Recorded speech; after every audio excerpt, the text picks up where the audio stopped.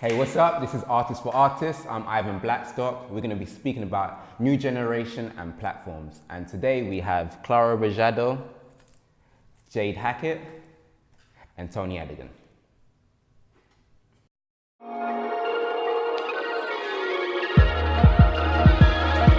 Do you think then there are enough platforms within the UK scene for these new breed of artists coming out? Because platform as in shows, events. I think there are too much. Too much. To be honest. But it's also because I think the scene is growing. But are we just talking about the underground battle scene? I'm talking like. But no, alors hip-hop theater is another, even for non-youth, it's still like hardcore, like to get in. So, but I mean, like dance-wise, whatever branch you want to get in, I mean, like there's more and more like training courses. There's a lot that is proposed to youth, you know, and so now it's more the motivation and the interest again. But I don't think that there's a lack of. I think there's a lack for people who want to create platforms. Financial lack and support lack definitively, but for the youth to be able like to go here or there to take class, to have a more direction if I'm more into theater or this So or that. why do you think then that people are always saying there's not enough platforms? Where's the platform? Because it's always easier to point things when you're not doing anything. And I feel as well, I feel as well with the platforms that are around, a lot of them, the same acts are being pushed on these platforms. And that I feel like is part of the problem. There are multiple platforms, but those promoters have to think about seat fills and selling tickets, and in order to do that, if you get the big household names or groups with masses of numbers, then you're assured a sellout. Well, again, it's the risk. I think it's a risk, and I think it's a risk, but not enough people or not enough promoters or not enough organizers are taking risk. Yeah. You know, like taking risk of starting broke and finish broke, but being happy because you've done something for the community, you've done something for the scene, you know, and that's where like our work like fuse with business, because we have to be more smarter when it comes like to creating platforms or organizing platforms. That's the thing. But it's the same thing where we were saying, you were saying about support. Say a promoter does take a risk and puts on a show with all emerging artists coming up. Who is gonna come? Yeah, but it's you It's as the- a promoter. For me, it's you as a promoter.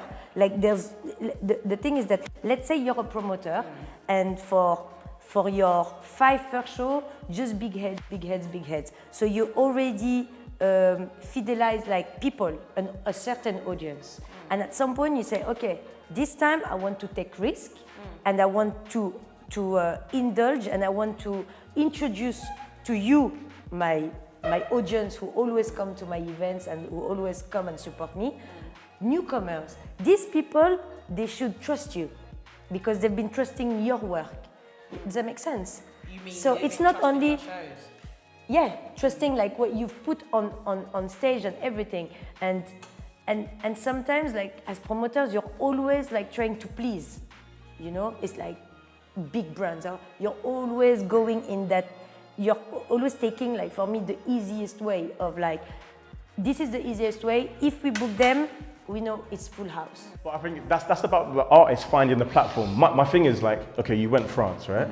Okay, that's about the artist connecting and finding the platform that will fit that work, because that work is quite niche. It's not going to go on certain places like a kids show, you know. So the artist had a niche piece and had to take it to another country. Now that's you slitting the wrist for your, you know what I mean, for your love. I think sometimes it's about young dancers, artists, and promoters being lazy. Just doing In what sense? in whether it's programming, Yeah. Yeah, so if it's a promoter, it's about programming. You know, I'm gonna do the easy thing like Clara was talking about, all big names, fill it up, and not taking the risk of having to, you know, maybe bring in some new names. That's being lazy. In terms of an artist, it's about, you know, not doing the research. And I think we're regenerating what's happening out there. Okay, this is gonna get me my shouts and screams and, you know. Yeah, exactly that. Yeah. I think people need to, if you know you want to do this work, you know you want to create this type of work that you've found, you have to get up and you have to fight for it, you have to shout for it, you have to find the avenues that you want it to be seen, rather than, you know what, there's not enough platforms. How many countries are there in the world? It's true.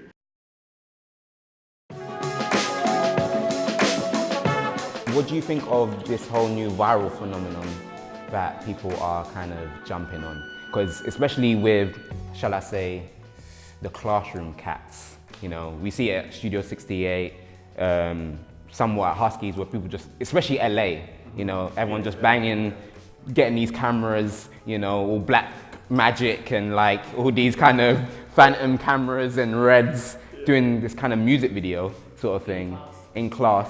And I'm not too sure on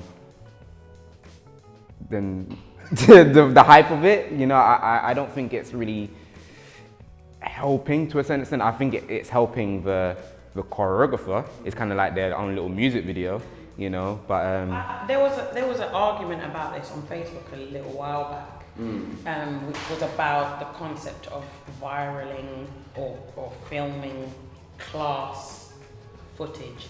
And one point that was brought up that I actually thought was quite valid was if it's done in a commercial class, for example, that concept of you come to class, you have however so long to learn the choreography and you have to film this at the end.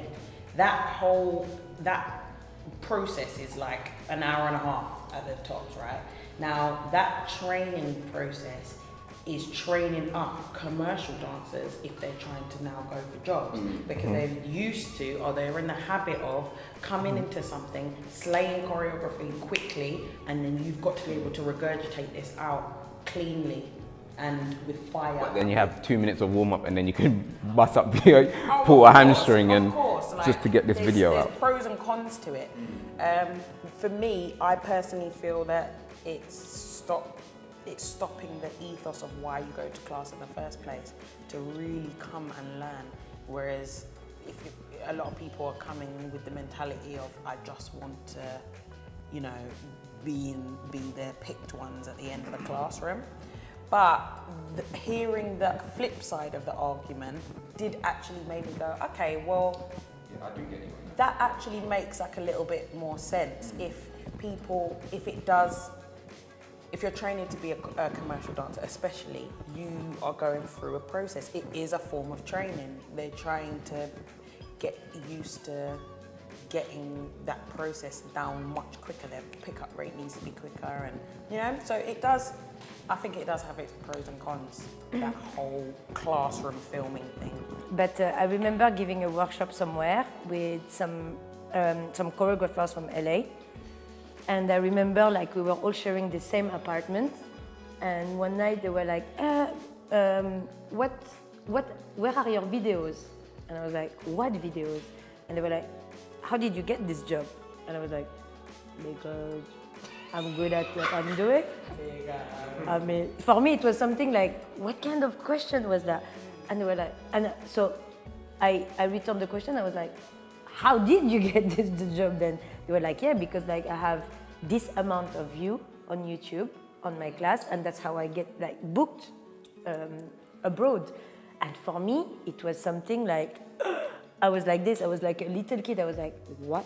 And they were telling me like, yeah, we have like even, it was something that was really normal there.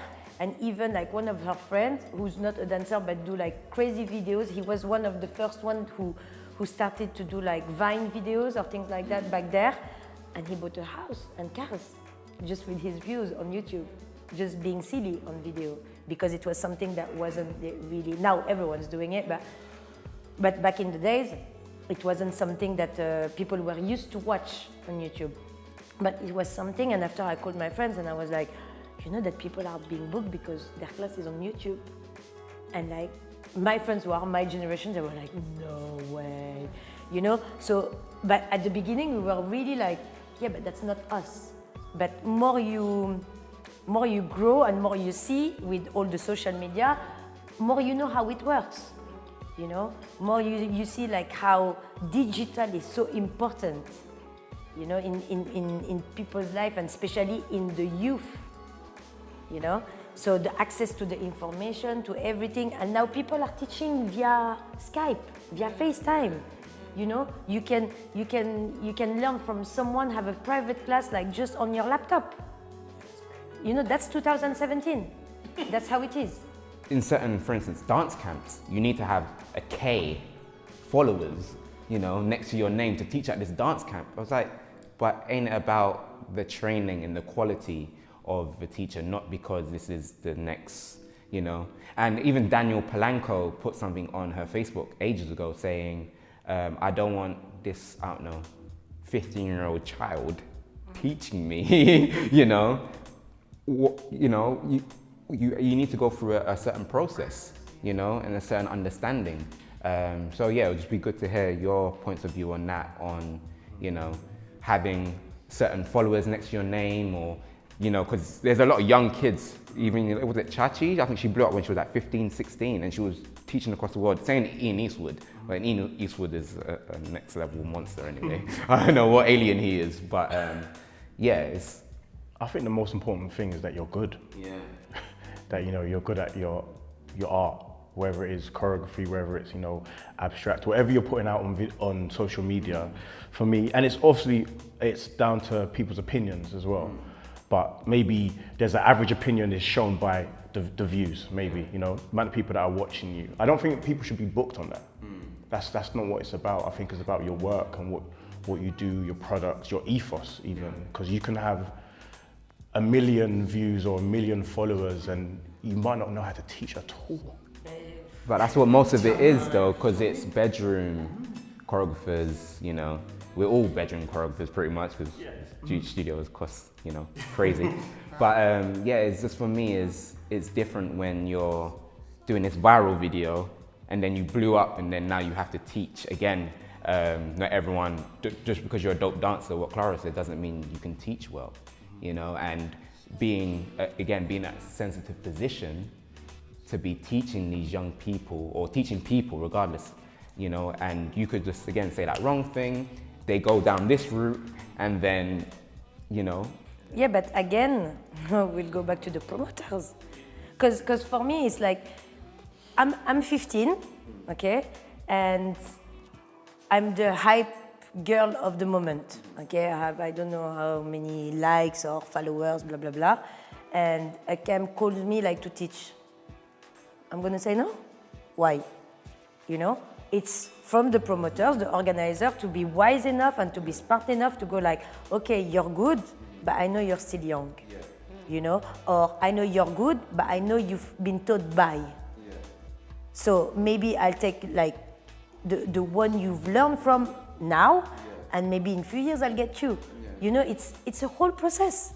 It's not, for me, it's always like when people say like, oh, but this class is really bad, I don't know why they have people. I mean, why do you blame the teacher? People are coming and they're paying. Shouldn't be the one to be blamed. They have enough money to go to a class that is not that has no content. Why do you blame the teacher? The teacher is there, they're doing their business.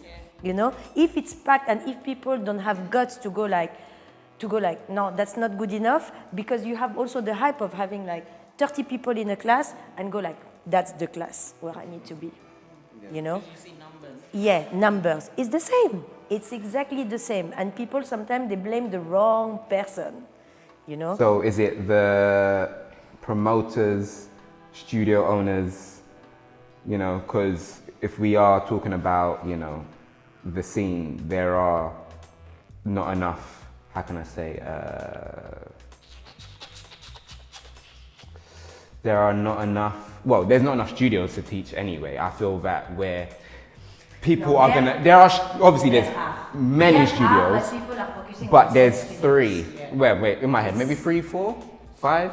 I'm going, it's great. Studio 68. 68, must be. Studio B, Studio B. Maryland to a certain extent. Both up and down. Yeah, Center stage. But that's it. We're Yeah. But that's just But us. yeah, but do you think is the dancers being lazy of traveling to there, or is it? yes, of course. Because obviously certain studios are quite spread out. So is it? Do you think it's? But some people are still like traveling to go to a class. Yeah. You know, but I mean, like to be honest, we're quite lucky in the UK, like with how the class looks. To be honest, you know, you have other countries where regular classes like the best number they could do is maybe 7, not even 10. You know, I mean, so yeah, and after it's also being aware that obviously you have some classes that are attracting more people than others. You know, if you look at 68, for example, our foundation class are less busier, even if they're busy, they're less busier than any other class. But we know. It's not something where we're looking at other class and we're like, why do you have more people than us? You know, it's not, we know. You know, and as long as you know it and you understand it and you're aware of it, then you're good. Yeah. You know?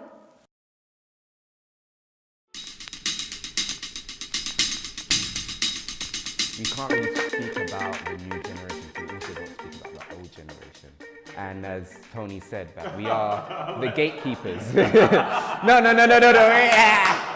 We break the fourth wall. You know, like, we are the gatekeepers, and I think, especially within the scene, there's a lack of mentorship and lack of leadership, you know, and that's the only way we're actually going to fill that gap and that bridge is for us to have discussions like this and find out solutions, but also actually taking an active role, you know, being proactive, because I think, especially within the UK dancing, we talk for days, you know, and then there are individuals that are doing that action, but then there isn't enough support, you know, and I think especially for us as the older generation,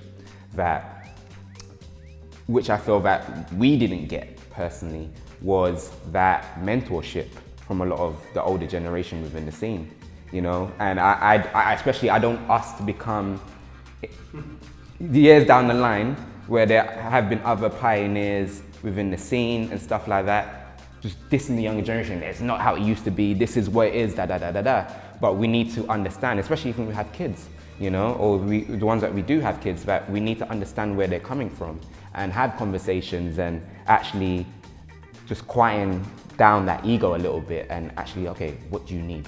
What's going on, you know? But what do you think about mentorship? Because for me, I was lucky enough to have certain people mentoring me from a very young age, from Paulie Skerritt, you know, GWI, Kenrick Sandy, John Z. And even if people have been mentoring me for only a year, 2 years, Cisco Gomez, you know, I've been helped, you know, and I'm not talking about joining a dance crew and, oh, he's the choreographer of my crew and he just teach me some moves. I mean, like actual mentorship and actually I think it's, you see, like the way you talk about your mentorship are people who help you within your journey, and now you can say like, yeah, he or she helped me to do this, to understand this, you know. And most of the time, mentorship doesn't have to have a contract of like, okay, I'm mentoring you, okay, you know. And sometimes you just mentor people without even knowing you're mentoring them. So again, it's each one teach one. So you're just not gonna grab someone's arm and go like, yeah, I'm gonna mentor you. I grew up with people that I believe were my mentors, that maybe they don't think they're my mentors, but they've been my mentors. But what I understood and what I'm trying with people who are younger than me is to let people be, you know, but it might sound really corny, okay? But for me, the best maybe mentor or teacher is to train and mentor people not to look like you. Yeah. You know, and to be able to do that, you have to keep it free. When I say free, it means like you're free to go there. You're free to learn from him. You're learn like to go there. You're free. But I think you know. also- But at the same time, you have. For me, a mentor is more of. It's not actually the physical. For me, it's not the most important part. The physical. When I say the physical, like the content of like, yeah, I'm getting better or blah, blah, blah, blah, blah. But it's understanding the journey, understanding your possibilities, understanding your capabilities. And being able to go like, these are my strengths, these are my weaknesses. I never had a mentor because I didn't think I needed one. For that time. I know what I wanted to do, this is what I wanted to do, and I was gonna do it. Loads of mistakes. I have like loads of young dancers that I work with, dancers in my company that I work with. I don't give them answers. They will come to me like through a mentorship type, kind of conversation and like, I'll tell you this, and I'm like, what do you think? It's about them making their own mistakes. I think Clara was touching upon it. Because if they don't make them mistakes, you're gonna like hide them from the real world. And when they don't have you, they won't have the the knowledge or the ability to deal with what is actually needed. If you're always doing this and oh no, go here, do this. So the access to training and mentorship, if it's not really about, how can I say, the content and the physical aspects, it's really about helping them, you can go down this route, you can go down this route. What about the people that don't have access to anyone? What can we do? Because we're all London based, so London is kind of the hotbed of it all going on right now in the UK. What about that person in, Scunthorpe? I just thought of Tiny Temper. So yeah, what about those people? How can we help, push the knowledge out? I guess, by doing what we're doing, first of all, because we're mentoring people that we've never met. By doing what we're doing, just being, whether it's being artists or being, having platforms for people to come to. The fact that people can see that's gonna affect, inspire someone on the internet in another country somewhere. So I think that's a good thing. And the other thing is about traveling, I guess. It's about taking our platforms or it's about taking that risk, It's not something that I've even been able to do a lot with my platform. Maybe done it twice, but it is a big risk, It's if you're not getting funded for it and, so now it's about traveling and taking it somewhere else. You just got to have that talk with the bank manager and, and try and make it happen. And you don't always want to have that talk with the bank manager. So, because it's the risk in London and everyone's in London. So then if you take it out, and do you think it's funding then that it's hindering us to do that? Or do you think it's us, we just need to be proactive and just get out there? Oh, I think all of us are being proactive. Yeah. But I think it gets to a certain point where... I'm not talking about you at this table because we are all... Yeah, no, I mean in terms of people that are doing, you're talking about platforms, yeah? Yeah. Platforms. In terms of platforms, I think everyone's being proactive. If you're not getting funding, you're being proactive. Yeah. That's the way I see it. I think that it gets to a certain point, though, when you can only do so much. And that will either stifle your platform or you have to look elsewhere to try and make that platform grow. I'm a believer of like kind of regurgitating the same thing. It has to be something new every single time, I feel.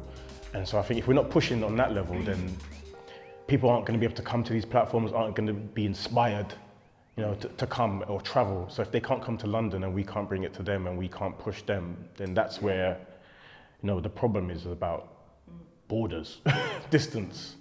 I also think that that London is being the attractive point for the rest of the UK, artistically speaking. So me, I always try to push like people from other counties or other like cities to go around their area and build up something which is harder maybe, but maybe easier than coming in the London arena and be fighting like against you, against everyone, against like, and And I think that there's this thing where everyone, when you come from a small city, like you're always looking at London like, oh, this is where I want to be because all the jobs are there, and you end up being in London and being a barista for 45 hours per week, you know, and not even like have time to dance, you know, and sometimes people are scared to take that risk like there because they think there's no interest, there's no people,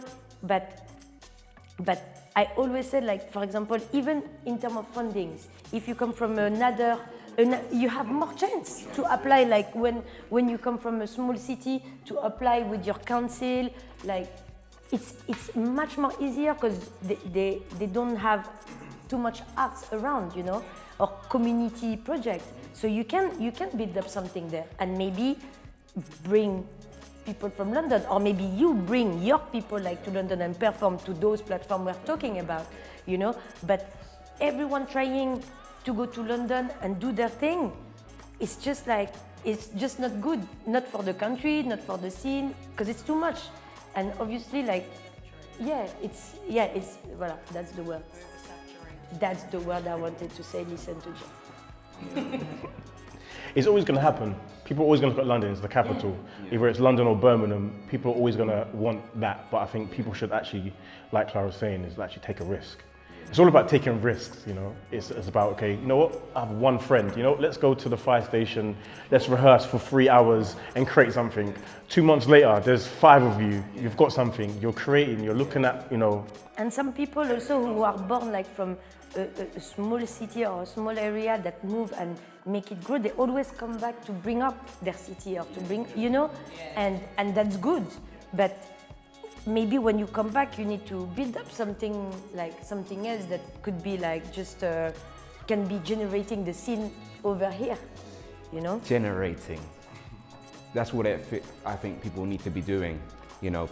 Like these platforms and all these other is able to generate something so it can keep going. You know, I think there are platforms out there but it's not really a generator. It's just like, hey, you go there, you know, cool, I done my part, you know, but things like Artists for Artists and Back to the Lab and, you know, Higher Learning, what Breaking Convention also does, it's generators, you know.